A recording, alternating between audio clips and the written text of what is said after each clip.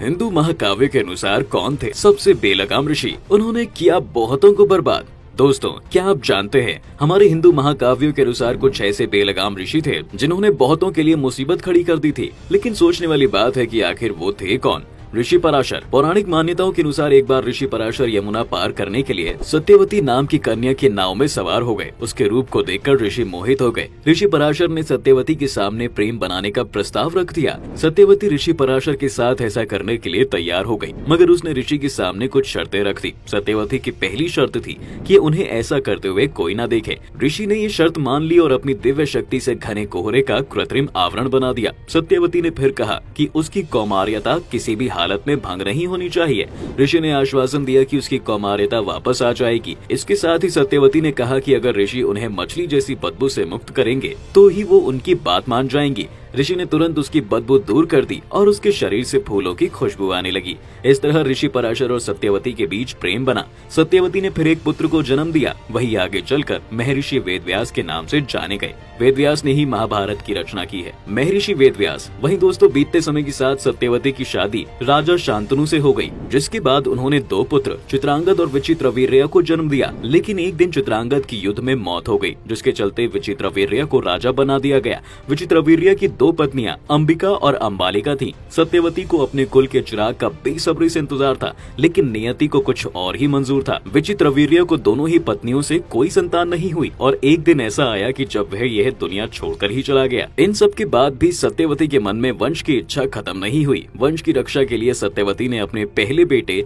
और अंबिका और अंबालिका के जेठ ऋषि वेदव्यास को याद किया। सत्यवती ने वेदव्यास से अंबिका और अंबालिका से पुत्र प्राप्ति की इच्छा जाहिर की। सबसे पहले सत्यवती ने बड़ी रानी अंबिका और फिर छोटी रानी अंबालिका को वेदव्यास के पास भेजा। जैसे ही अंबिका वेदव्यास के सामने पहुंची, वो उनके तेज से इतना डर गई कि उसने अपनी आंखें बंद कर ली, जबकि अंबालिका वेदव्यास को देखकर भय से पीली पड़ गई थी। वेदव्यास लौटकर माता सत्यवती के पास आए और उन्होंने कहा कि माता, अंबिका को बड़ा तेजस्वी पुत्र होगा, लेकिन नेत्र बंद करने के दोष के कारण वह अंधा होगा, जबकि अंबालिका के गर्भ से पांडु रोग से ग्रसित पुत्र पैदा होगा। ऋषि कुंडू। एक बार ऋषि कुंडू की तपस्या भंग करने के लिए देवराज इंद्र ने प्रमलोचा नामक की अप्सरा को पृथ्वी लोक पर भेजा था। अप्सरा जब ऋषि कुंडू के सामने प्रकट हुई तो ऋषि कुंडू उसके रूप और सौंदर्य को देखकर उस पर मोहित हो गए और उसे अपने साथ लेकर मंद्रांचल पर्वत की गुफाओं में चले गए। वहीं गुफा के अंदर 100 से अधिक सालों तक अप्सरा प्रमलोचा के साथ प्रेम की बेला में डूबे रहे। 100 साल जब बीत गए तब एक दिन अप्सरा ने ऋषि कुंडू से कहा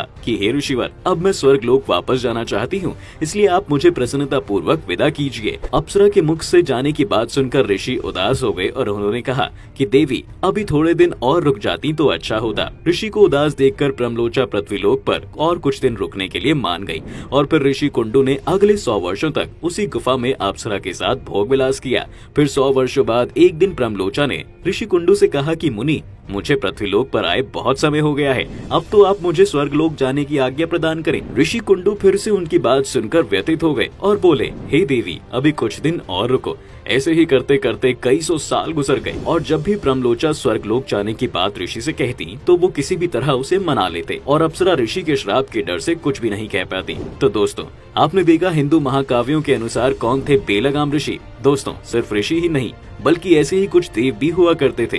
अब सोचने वाली बात है कि आखिर वो थे कौन। वैसे तो चांद को लेकर कई पौराणिक कथाएं हैं। एक बेहद प्रचलित पौराणिक मान्यता की माने तो चंद्रदेव, जिसका रिश्ता देवों के गुरु बृहस्पति की पत्नी से जुड़ा है। कहते हैं बृहस्पति से शिक्षा लेने के बाद चंद्रमा ने एक ऐसा अपराध किया जिससे देवगुरु का क्रोध चरम सीमा पर पहुंच गया। ऐसी पौराणिक मान्यता है कि चंद्रमा ने बृहस्पति की पत्नी तारा का अपहरण कर लिया था। चंद्रमा ने तारा से विवाह कर लिया, जिससे बुध ग्रह का जन्म हुआ। इस विवाद के बाद बृहस्पति और चंद्रमा में भीषण युद्ध हुआ। उस युद्ध में बृहस्पति ने चंद्रमा को पराजित कर दिया। कहते हैं उसके बाद चंद्रमा को बृहस्पति की पत्नी तारा को वापस करना पड़ा।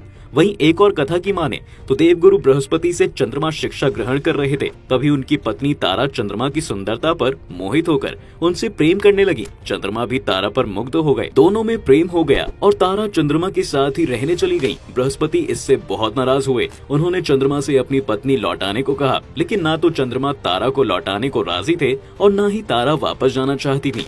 इसी बात पर बृहस्पति और उनके शिष्य चंद्र के बीच युद्ध शुरू हो गया। दैत्यों के गुरु शुक्राचार्य और बृहस्पति में पहले से ही बैर था, इसलिए शुक्र चंद्रमा के साथ हो गए। बलि चंद्रमा के ससुर थे, वह भी चंद्रमा की मदद के लिए आ गए। असुरों के चंद्रमा के साथ हो जाने से देवताओं ने युद्ध में बृहस्पति का साथ दिया। गुरु शिष्य के बीच शुरू हुए झगड़े ने महासंग्राम का रूप ले लिया। बृहस्पति के पिता अंगिरस शिव जी के विद्या गुरु थे। वह अपने गुरु पुत्र के पक्ष में युद्ध के लिए गणों के साथ आ गए। वहीं ब्रह्मा को डर लगा कि इस युद्ध की वजह से कहीं सृष्टि का अंत न हो जाए। वह बीच बचाव कर युद्ध रुकवाने की कोशिश करने लगे। ब्रह्म तारा के पास गए और समझाया कि उसके प्रेम संबंध की वजह से संसार खतरे में है, उसे बृहस्पति के पास चले जाना चाहिए। जिसके बाद तारा चंद्रमा को छोड़कर वापस बृहस्पति के पास चली गई। तो दोस्तों, आज की वीडियो में बस इतना ही। अगर आपको हमारी ये वीडियो पसंद आई हो तो हमें कमेंट करके जरूर बताइएगा।